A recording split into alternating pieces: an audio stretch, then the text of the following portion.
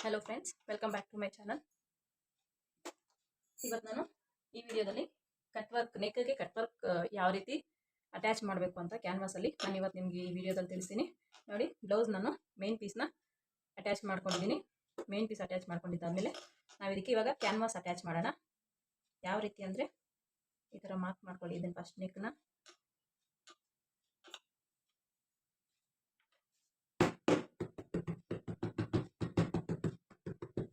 Tap tap ಮಾಡ್ಕೊಳ್ಳಿ.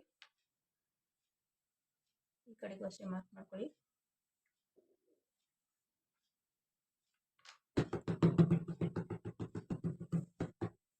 Tap tap ಮಾಡಿಕೊಂಡ್ರೆ ನೋಡಿ ಈ ಥರ ಮಾರ್ಕ್ ಮಾಡ್ಕೊಳ್ಳಿ ಮೇನ್ ಬ್ಲೌಸ್ ಪೀಸ್ ಮೇಲೆ. ಇಷ್ಟಾದಮೇಲೆ ನಾನು ಕ್ಯಾನ್ವಾಸ್ ಆಲ್ರೆಡಿ ಕಟ್ ಮಾಡಿಕೊಂಡು ಐರನ್ ಮಾಡ್ಕೊಂಡಿದ್ದೀನಿ. ಸೊ ಇದನ್ನ ಯಾವ ರೀತಿ ಅದು ನೆಕ್ಗೆ ಅಟ್ಯಾಚ್ ಮಾಡೋದು ಅಂತ ನೋಡೋಣ. ನೋಡಿ, ಕ್ಯಾನ್ವಾಸ್ ಇದು ಸುತ್ತು ಒಂದು ಸ್ಟಿಚ್ ಹಾಕೊಂಬಿಡಿ.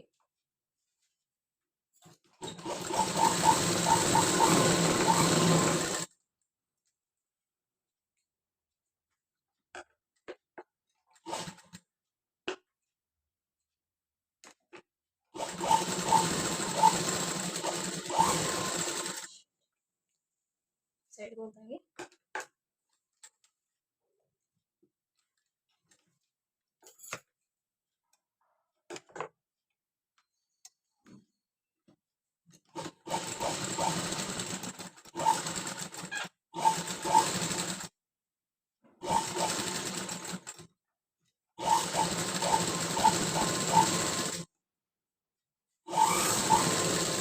ನೀವೆಲ್ಲ ನೀಟಾಗಿ ಕಟ್ ಮಾರ್ಕ್ಸ್ ಇಟ್ಕೊಂಡು ಮಾಡ್ಕೋಬೋದು ಕ್ಲಾತ್ನ.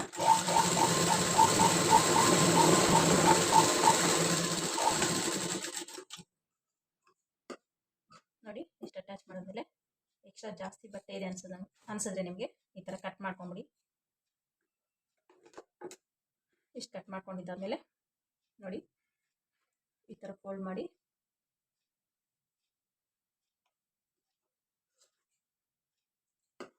ದಾರ ಎಲ್ಲಿದಲ್ಲಿ ಕಟ್ ಮಾಡ್ಕೊಳ್ಳಿ. ಇಲ್ಲಾಂದರೆ ನಿಮ್ಗೆ ಫಿನಿಶಿಂಗ್ ಅನ್ನೋದು ನೀಟಾಗಿ ಕಾಣಲ್ಲ ಬ್ಲೌಸು. ನೋಡಿ, ಈ ಥರ ಮಿಡ್ಲಿಗೆ ಫೋಲ್ಡ್ ಮಾಡಿಕೊಂಡು ಒಂದು ಮಾರ್ಕ್ ಮಾಡ್ಕೊಳ್ಳಿ.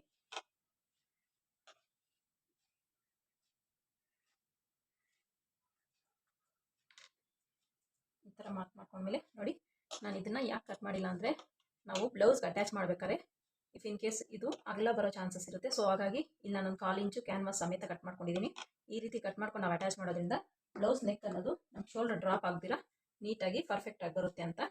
ನೋಡಿ, ಇವಾಗ ಇದನ್ನು ಮಿಡ್ಲಿಗೆ ಇದು ಅಷ್ಟೇ ಬ್ಲೌಸ್ ಪೀಸ್ ಮಿಡ್ಲಿಗೊಂದು ಮಾರ್ಕ್ ಮಾಡ್ಕೊಳ್ಳಿ. ಮಾರ್ಕು ಇಲ್ಲಾಂದರೆ ಒಂದು ಮ್ಯಾಚ್ ಹಾಕೊಳ್ಳಿ.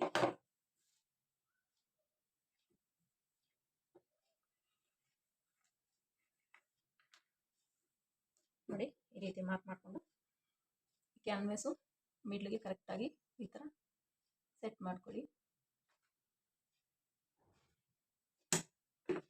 ನೋಡ್ತಾ ಇದ್ದೀರಾ ಅನ್ಕೋತೀನಿ, ಕಾಣಿಸ್ತಾ ಇದೆ. ಈ ಥರ ಮಿಡ್ಲಿಗೆ ಕರೆಕ್ಟಾಗಿ ಸ್ಟಿಚ್ ಅನ್ನೋದು ಹಾಕೊಳ್ಳಿ. ಆವಾಗ ಬೇರೆ ಯಾವ ಕಡೆಗೂ ಜರಗ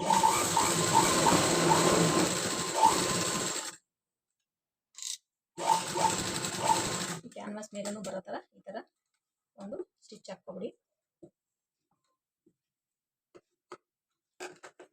ಇಷ್ಟಾದ್ಮೇಲೆ ಈಗ ನಾವು ಇಲ್ಲಿಂದ ಅಟ್ಯಾಚ್ ಮಾಡ್ಕೊಂಡು ಬರೋಣ ಕ್ಯಾನ್ವಾಸ್ನ. ಯಾವುದೇ ಕಾರಣಕ್ಕೂ ಕ್ಯಾನ್ವಾಸ್ ಮೇಲೆ ಸ್ಟಿಚ್ ಬರಬಾರ್ದು. ಈ ಲೈನಿಂಗ್ ಮೇಲೇ ಆ ಎಡ್ಜಿಗೆ ಕರೆಕ್ಟಾಗಿ ಸ್ಟಿಚ್ ಬರೋ ಥರ ನಾವು ಸ್ಟಿಚ್ ಹಾಕ್ಕೊಂಡು ಹೋಗ್ಬೇಕು.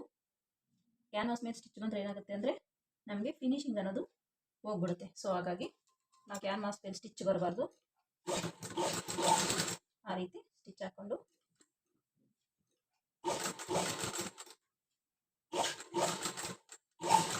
ಬಟ್ಟೆ ನೀಟಾಗಿ ಟರ್ನ್ ಮಾಡಿಕೊಂಡು ಸ್ಟಿಚ್ ಹಾಕೊಳ್ಳಿ ನೀವು.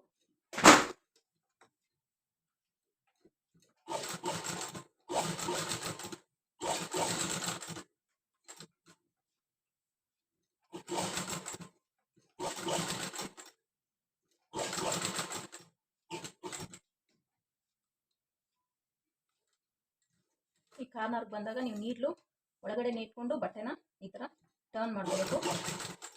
ನೀಡ್ಲು ಮೇಲಿದ್ರೆ ನಿಮಗೆ ಬಟ್ಟೆ ಜರುಗೋ ಚಾನ್ಸಸ್ ಇರುತ್ತೆ.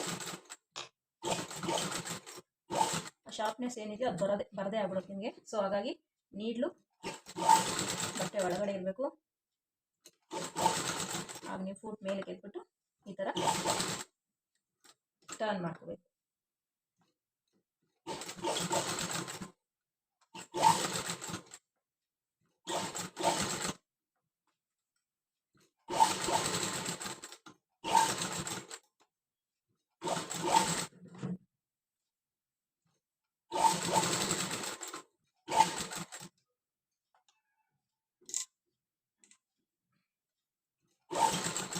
ಈ ರೀತಿಯಾಗಿ ನೀವು ಸುತ್ತು ಅರ್ಜೆಂಟಾಗಿ ಆಗಲ್ಲ, ಕೆಲಸ ನಿಧಾನವಾಗುತ್ತೆ. ಸೊ ನೀವು ಪೇಷನ್ಸ್ ಆಗಿ ಸ್ಟಿಚ್ ಆಗಬೇಕು.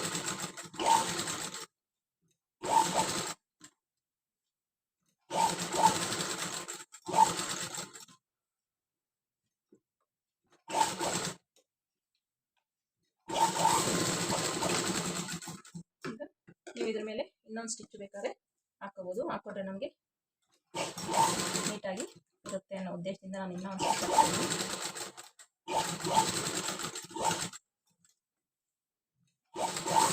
ನಿಮ್ಗೆ ಒಂದೇ ಸ್ಟಿಚ್ ಸಾಕು. ನಮ್ಗೆ ಏನಂದರೆ ನೀವು ಒಂದೇ ಸ್ಟಿಚ್ ಹಾಕ್ಕೊಂಡು ಕ್ಯಾನ್ವಾಸ್ ಟರ್ನ್ ಮಾಡ್ಕೋಬೋದು. ನಾನು ಡಬಲ್ ಸ್ಟಿಚ್ ಹಾಕ್ಕೊಂಡಿದ್ದೀನಿ.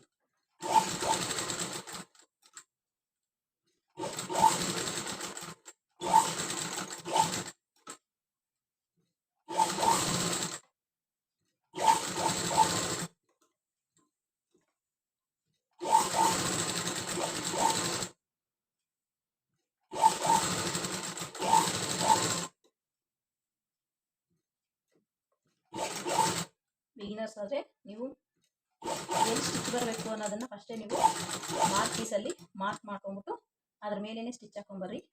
ನಿಮ್ಗೆ ಈಸಿಯಾಗಿ ಸ್ಟಿಚ್ ಅನ್ನೋದು ನೀಟಾಗಿ ಕೂರುತ್ತೆ.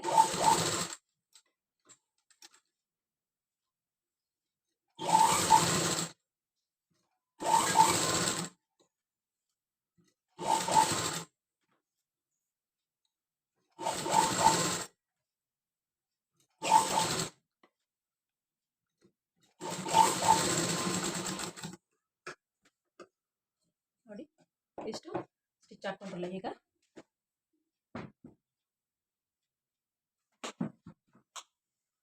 ಇದನ್ನ ನೀಟಾಗಿ ಕಟ್ ಮಾಡ್ಕೊಳ್ಳೋಣ. ಒಂದು ಸ್ವಲ್ಪ ಬಟ್ಟೆ ಬಿಟ್ಟು ಉಳಿದಿದ್ದನ್ನು ನೀಟಾಗಿ ಕಟ್ ಮಾಡ್ಕೊಂಡು ಹೋಗಬೇಕು.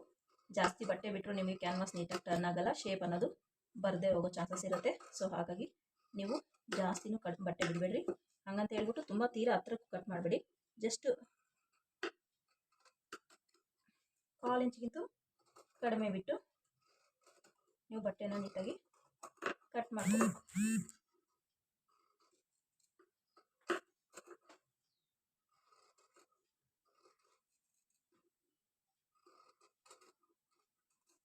ನೀವು ಬಟ್ಟೆ ಕಟ್ ಮಾಡ್ಬೇಕಾದ್ರೆ ಹುಷಾರಾಗಿ ಕಟ್ ಮಾಡ್ಕೋಬೇಕು. ಯಾಕಂದರೆ ನಿಮಗೆ ಸ್ಟಿಚ್ ಮೇಲೆ ಯಾವುದೇ ರೀತಿ ಕಟ್ ಆಗಬಾರ್ದು. ಸ್ಟಿಚ್ ಹತ್ರ ಕಟ್ ಆದರೆ ನಿಮಗೆ ಬ್ಲೌಸ್ ಎಲ್ಲ ಹಾಳಾಗೋಗುತ್ತೆ. ಸೊ ಹಾಗಾಗಿ ಈ ಕಟ್ ಮಾಡೋದನ್ನು ತುಂಬ ಹುಷಾರಾಗಿ ನೀವು ಕಟ್ ಮಾಡ್ಕೋಬೇಕು. ನೋಡಿ ಇಷ್ಟು ಕಟ್ ಮಾಡ್ಕೊಂಡ್ಮೇಲೆ ನಾವಿವಾಗ ಈ ಕಾರ್ನರ್ಸ್ ಏನಿದೆಯೋ ಅಲ್ಲೊಂದು ಕಟ್ ಮಾಡ್ಕಿಟ್ಕೋಬೇಕು. ನಿಧಾನವಾಗಿ ನೀಟಾಗಿ ಸ್ಟಿಚ್ ಕಟ್ ಆಗದ ಇರೋ ಥರ ನೀವು ನ್ಯಾಚ್ ಹೊಡ್ಕೊಳ್ಳಿ.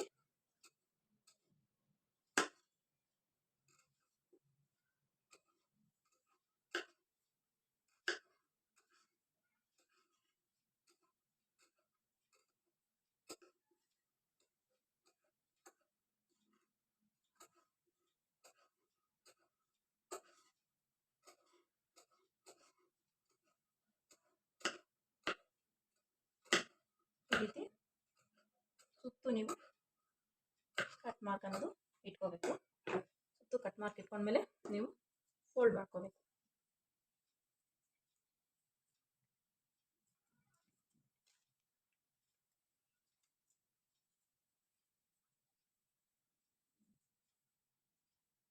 ನೋಡಿ ನಾನಾಗಲೇ ಮಿಡ್ಲಿಗೆ ಕ್ಯಾನ್ವಾಸ್ ಮೇಲೆಲ್ಲ ಸ್ಟಿಚ್ ಹಾಕೊಂಡ್ಬಂದಲ್ಲ, ಇದನ್ನೊಂದು ರಿಮೂವ್ ಮಾಡ್ಕೊಳ್ಳಿ.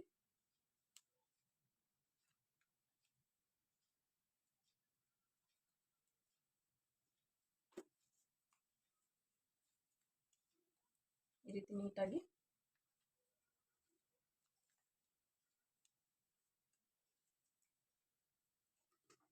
ಫೋಲ್ಡಿಂಗ್ ಮಾಡಿಕೊಂಡು ನೀಟಾಗಿ ಈ ರೀತಿ ಸೆಟ್ ಮಾಡ್ಕೋಬೇಕು.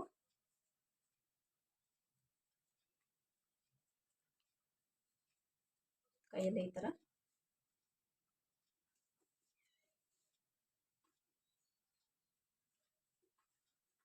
ನೀಟಾಗಿ ಈ ರೀತಿ ಸೆಟ್ ಮಾಡ್ಕೋಬೇಕು.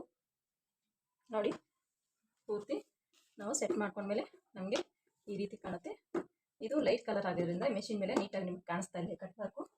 ಸೊ ನಾನು ಬ್ಲ್ಯಾಕ್ ಲೈನಿಂಗ್ ಹಾಕಿಲಿ ಅದ್ರ ಮೇಲೆ ತೋರಿಸ್ತೀನಿ ನೋಡಿ ಯಾವ ರೀತಿ ಫಿನಿಶಿಂಗ್ ಅನ್ನೋದು ಕಾಣುತ್ತೆ ಅಂತ.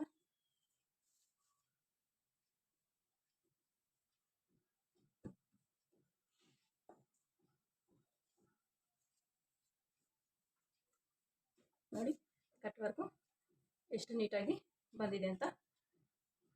ಈ ವಿಡಿಯೋ ನಿಮ್ಗೆ ಇಷ್ಟ ಆಗಿದ್ರೆ ಪ್ಲೀಸ್ ಲೈಕ್ ಮಾಡಿ, ಶೇರ್ ಮಾಡಿ, ಸಬ್ಸ್ಕ್ರೈಬ್ ಮಾಡಿ. ಲೈಕ್ ಮಾಡೋದು ಮಾತ್ರ ಮರಿಬೇಡಿ friends. Thank you for watching.